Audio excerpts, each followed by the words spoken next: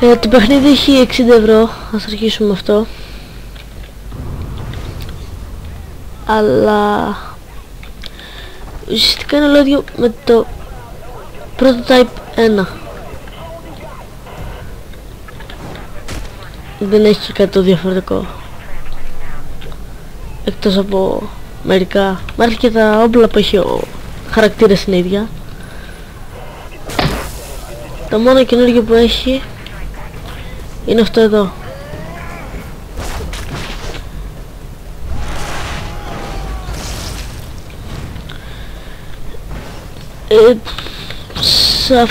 Στο Prototype 2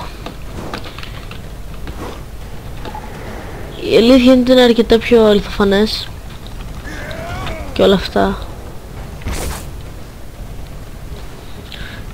Το game είναι αρκετά μικρό, είναι γύρω στις 6 ώρες άμα κάνετε τις αποστολές μόνο. Εγώ θα συμβούλευα τώρα, άμα έχει το Prototype 1, αν το έχετε αγοράσει, δεν αξίζει να πάρετε το 2. Ουσιαστικά είναι ίδια. Δηλαδή πιο οικονομικά θα σας βγει αν πάτε σε ένα net. Πραγματικά.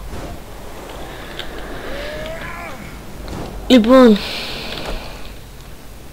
αυτά μέχρι στιγμής. Γεια σας. Like, share, subscribe.